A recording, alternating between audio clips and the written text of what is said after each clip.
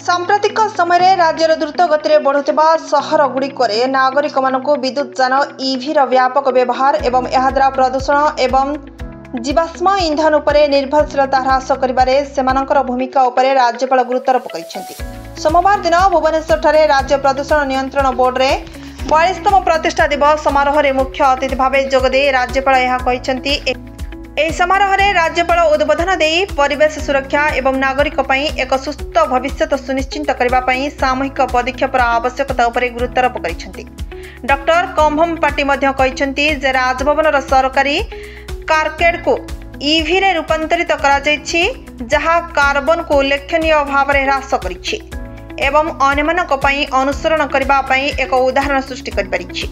अवसर में राज्यपाल घरे घरे सोलार सिस्टम स्थापन करने को नागरिक मानक उद्बोधन दे कहते एपरी पदक्षेप केवल विद्युत बिल ह्रास करे नाही बरं स्वच्छ शक्ति को प्रोत्साहित कर नागरिक माने संपृक्त योजना अनुसार सरकारी सब्सिडी लाभ पाइपर। Bureau report now Odisha news.